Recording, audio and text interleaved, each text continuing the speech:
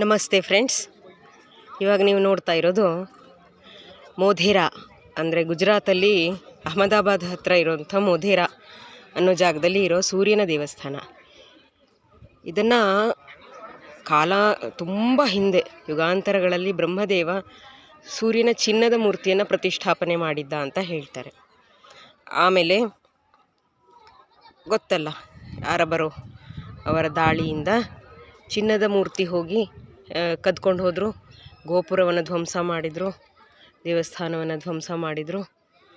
ಚಿನ್ನದ ಮೂರ್ತಿ ಇವಾಗ ಎಲ್ಲಿದೆ ಗೊತ್ತಿಲ್ಲ, ಕರಗಿಸಿ ಯಾವ ರಾಣಿಯ ಕುತ್ತಿಗೆಯಲ್ಲೋ ಕೈಯಲ್ಲೋ ಇರುತ್ತೆ. ಇದನ್ನು ಆಮೇಲೆ ಸೋಳಂಕಿ ಮಹಾರಾಜರು 11ನೇ ಶತಮಾನದಲ್ಲಿ ಜೀರ್ಣೋದ್ಧಾರ ಮಾಡಿದ್ದಾರೆ. ಆದರೂ ಎಲ್ಲ ಸವದು ಹೋಗಿದೆ. ಇದು ಒಂದು ತಟಾಕ. ಇದರ ಕೆಳಗಡೆ ಕೂಡ ಒಂದಷ್ಟು ದೇವಾಲಯಗಳಿದೆ, ಪುಟ್ಟ ಪುಟಾಣಿ ಗುಡಿಗಳಿದೆ. ಇಲ್ಲಿ ಕಾಣ್ಬೋದು ನಿಮಗೆ ಚಿಕ್ಕ ಚಿಕ್ಕ ಗುಡಿಗಳಿದೆ. ತಟಾಕದ ದಂಡೆಯ ತುಂಬ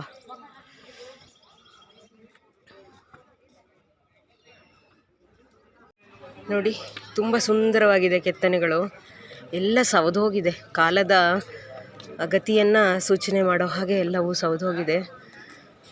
ಕಾಲು ಹಿದುರ ಅತಿಕ್ರಮ ಅಂತ ಹೇಳ್ತೀವಿ. ಹಾಗೆ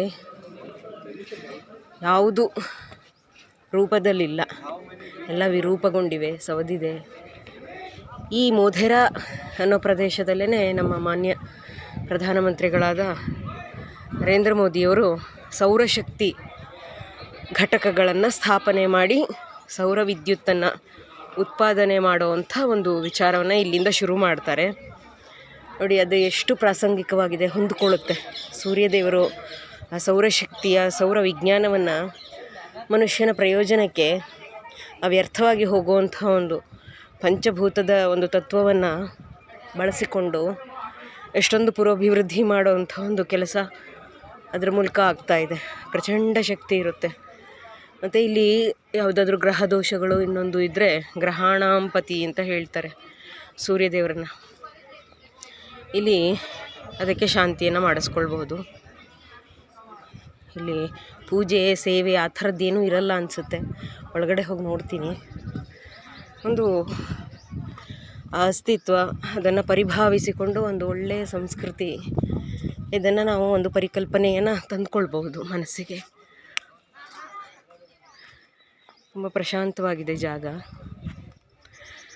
ಒಂದು ರೀತಿ ಹೊಟ್ಟೆಯಲ್ಲಿ ಬೇಜಾರು ಸಂಕಟ ಆಗುತ್ತೆ.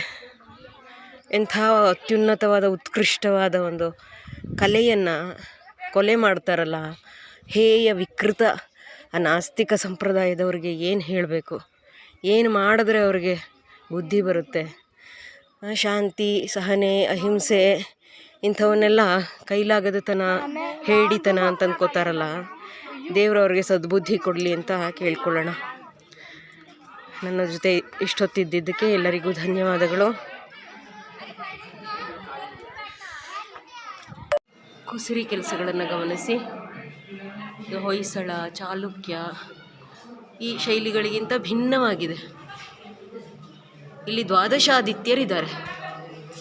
ದ್ವಾದಶಾದಿತ್ಯರು ಅಂತ ಹೇಳ್ತೀವಲ್ವಾ, ಈ ಭೈರವ ಇದೆಲ್ಲ ಕಾಮನ್ನ ಎಲ್ಲ ಕಡೆ ನೋಡುವಂಥದ್ದು ಸಾಮಾನ್ಯವಾಗಿ. ಕಂಬಗಳು ತುಂಬ ಸುಂದರವಾಗಿದೆ.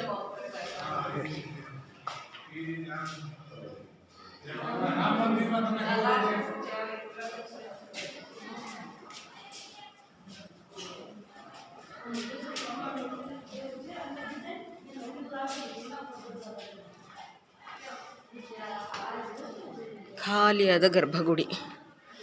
ಒಂದು ಕಾಲದಲ್ಲಿ ಎಷ್ಟು ವೈಭವದಿಂದ, ಕೊಂಡಾಟದಿಂದ ಇಲ್ಲಿ ಪೂಜೆ ನಡೀತಿತ್ತೋ ಏನೋ. ಸೂರ್ಯ ಭಗವಂತ ಎಲ್ಲರ ಭಾವನೆಗಳ ಮೂಲಕ ಎಲ್ಲರಿಗೂ ಎಷ್ಟು ಒಳ್ಳೆಯತನ ಮಾಡ್ತಾ ಇದ್ನೇನೋ. ಈಗ ನಮಗೆ ಆ ಅದೃಷ್ಟ ಇಲ್ಲ. ಎಲ್ಲವೂ ಗತವೈಭವ ಆಗಿದೆ.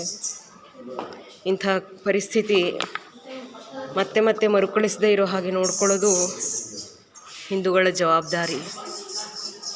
ನೋಡಿ ಎಷ್ಟು ಸೂಕ್ಷ್ಮವಾದ ಕುಸುರಿ ಕೆಲಸ ಇದೆ. ಇದು ಇನ್ನೊಂದು ಪ್ರಾಂಗಣ. ತಮ್ಮ ಕೈಲಿ ಮಾಡೋಕ್ಕಾಗಲ್ಲ, ಒಳ್ಳೆಯದನ್ನು ಅಪ್ರಿಷಿಯೇಟ್ ಮಾಡೋಕ್ಕಾಗಲ್ಲ, ಒಳಿತೈನ ಜೊತೆ ಒಂದಾಗಕ್ಕಾಗಲ್ಲ. ಬರೀ ಘಾತಕ ಪಾತಕಗಳನ್ನು ತಮ್ಮ ಧ್ಯೇಯವಾಗಿರಿಸ್ಕೊಂಡಂಥವ್ರನ್ನ ಏನು ಮಾಡೋದು? ಇದೆಲ್ಲ ಶಿಲ್ಪಕಲೆ ಒಂದೊಂದು ಅಳ್ತಾ ಇದೆ ಅಂತ ಅನ್ಸಲ್ವಾ?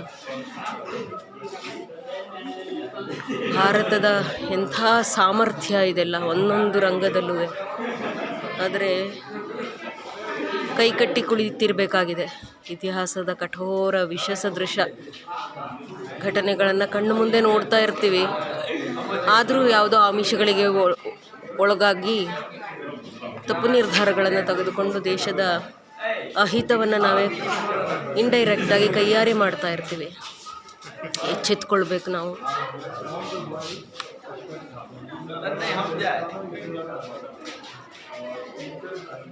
ನೋಡಿ ಎಷ್ಟು ಚೆನ್ನಾಗಿದೆ.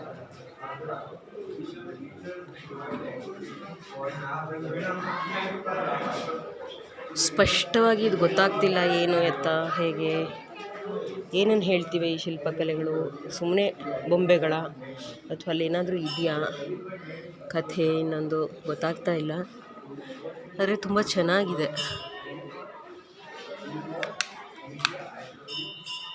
ಇನ್ನೊಂದು ವಿಷಯದೊಂದಿಗೆ ಇನ್ನೊಂದು ಸ್ಥಳದೊಂದಿಗೆ ಭೇಟಿಯಾಗೋಣ. ಧನ್ಯವಾದಗಳು.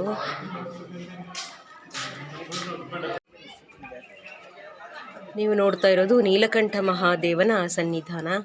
ಇದು 1000 ವರ್ಷಗಳ ಹಿಂದೆ ಪ್ರತಿಷ್ಠಾಪನೆಗೊಂಡದ್ದು. ಇಲ್ಲಿ ಆಂಜನೇಯ ಸ್ವಾಮಿ ಮತ್ತು ಗಣೇಶನ ಸನ್ನಿಧಾನವಿದೆ. ಭಕ್ತಾದಿಗಳ ಆಸ್ಥೆ ಏನು ಕುಂದಿಲ್ಲ. ಇದರ ಬಗ್ಗೆ ಇಲ್ಲಿಯ ಪಂಡಿತ್ಜಿ ಒಂದೆರಡು ಮಾತಾಡ್ತಾರೆ.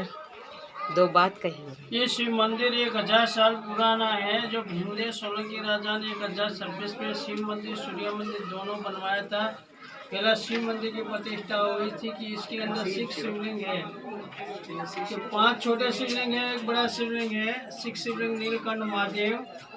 ये शिव की प्रतिष्ठा प्रथम हुई थी कि देव का देव महादेव को पहला बिठाया, बाद में सूर्य मंदिर की स्थापना की।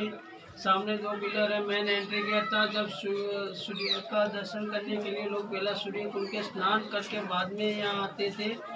स्नान करके सामने गेट से पहले शिव मंदिर आते हैं। शिव मंदिर में पूजा पाठ करके सभा मंडप बैठते, सभा मंडप भजन कीर्तन करते। जब सूर्योदय होता है तब सूर्य भगवान का दर्शन करते थे। ये शिव मंदिर उल्टी दिशा में बनाया, आथमड़ी दिशा में बनाया। जबकि सूर्य ढलता है उस दिशा में शिव मंदिर पश्चिम दिशा में है। सूर्य अस्त होता है, उसका किरण शिव मंदिर में आता है, उसका किरण सूर्य मंदिर के अंदर पड़ता है। धन्यवाद, बहुत धन्यवाद.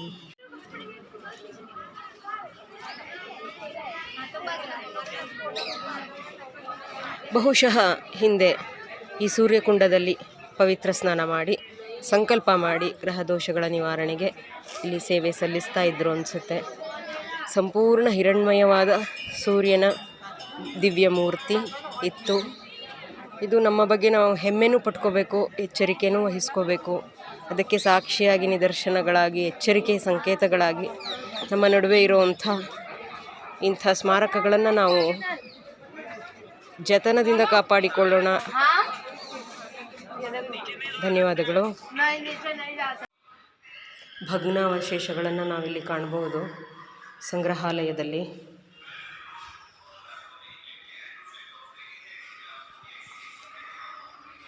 ಕಾಲಯವನರ ದಾಳಿಯಿಂದ ಬಹುಶಃ ಪ್ರಪಂಚದ ಬೇರೆ ಯಾವ ಭಾಗಗಳು ಇಷ್ಟೊಂದು ಜರ್ಜರಿತವಾಗಲಿಲ್ಲ.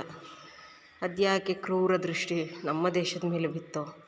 ಇಲ್ಲಿ ಐಶ್ವರ್ಯ, ಎಲ್ಲ ರೀತಿಯ ಐಶ್ವರ್ಯ, ಬೌದ್ಧಿಕ ಐಶ್ವರ್ಯ, ಲೌಕಿಕ ಐಶ್ವರ್ಯ ಎಲ್ಲ ಕಣ್ಣು ಕುಕ್ತು. ಆದರೆ ಇದರ ಆಂತರಂಗಿಕ ಸೌಂದರ್ಯವನ್ನು ಗ್ರಹಿಸೋದಕ್ಕೆ ಯಾರಿಗೂ ಆಗಲಿಲ್ಲ. ಆದರೆ ಭಾರತದ ಮಹತಿಯನ್ನು ಕೆಡವೋದಕ್ಕೆ ಯಾರಿಗೂ ಸಾಧ್ಯ ಆಗಲಿಲ್ಲ.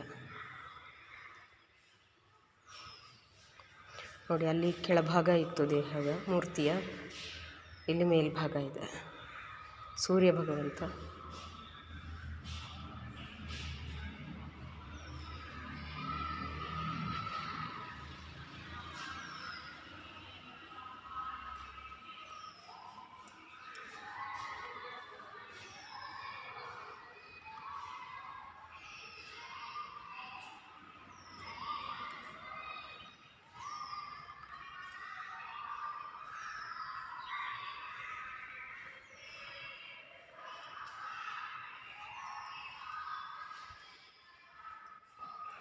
ಇದು ಬ್ರಹ್ಮದೇವನ 4 ತಲೆಗಳು.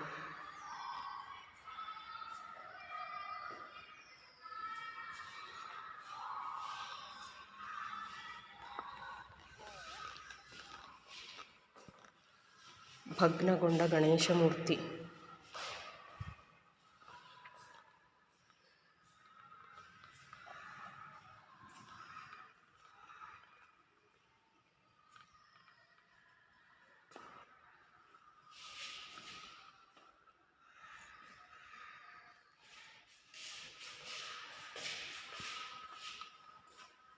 ಹೆಡ್ ಆಫ್ ಲೇಡಿ ಅಂತ ಎಲ್ಲದರಲ್ಲೂ ಇದೆ.